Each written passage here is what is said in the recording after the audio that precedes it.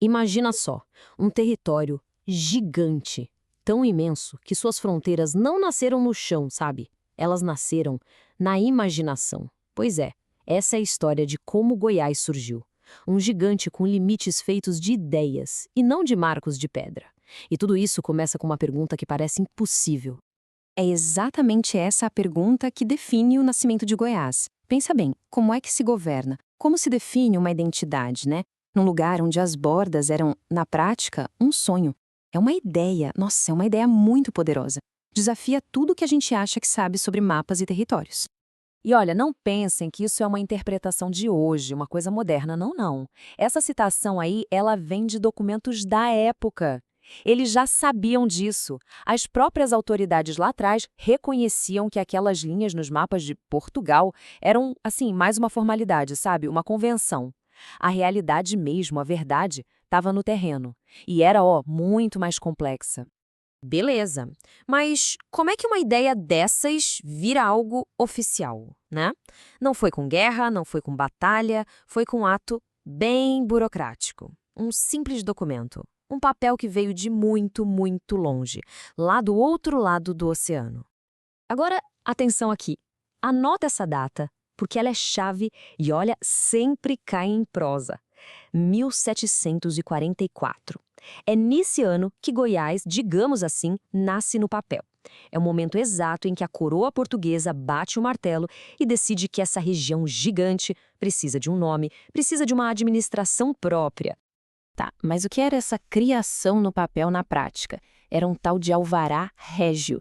Para a gente entender fácil, é como se fosse um decreto presidencial de hoje, uma ordem que vinha direto do rei de Portugal e que já tinha força de lei. Na hora, não era um pedido, não era uma sugestão, era um comando. Isso aqui mostra o poder que uma caneta tem, né? Com um simples traço num papel, no dia 8 de novembro daquele ano, um único documento fez a separação oficial. A capitania de Goiás agora não era mais parte da capitania de São Paulo. Lá em Lisboa, beleza, nasceu um território novo. Mas e aqui no Brasil? Como ficou a situação?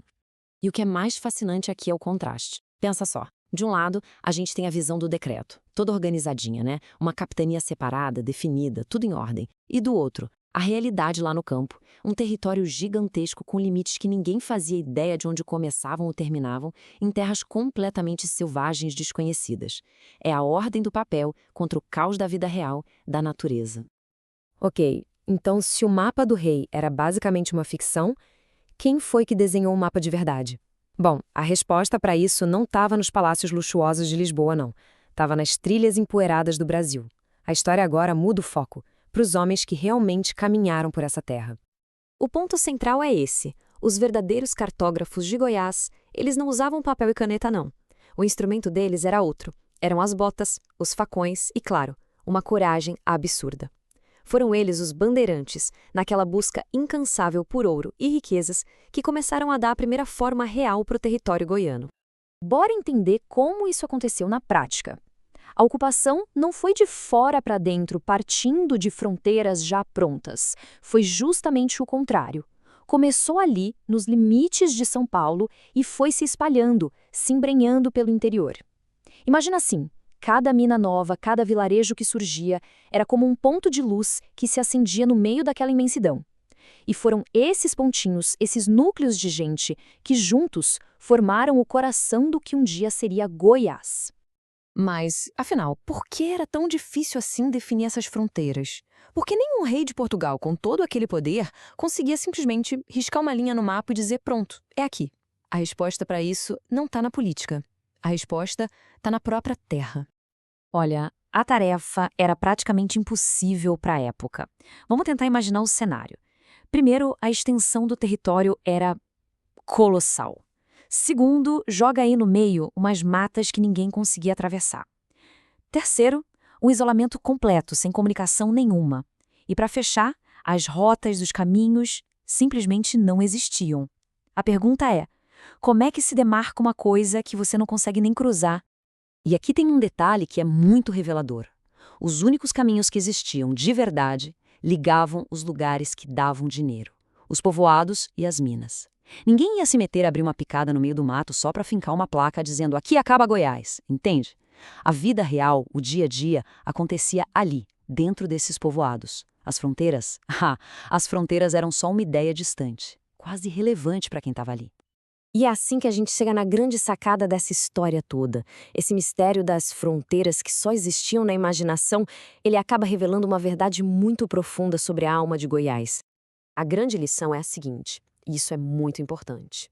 A identidade goiana não nasceu de uma ordem que veio de fora, de uma linha riscada por um rei no mapa, não.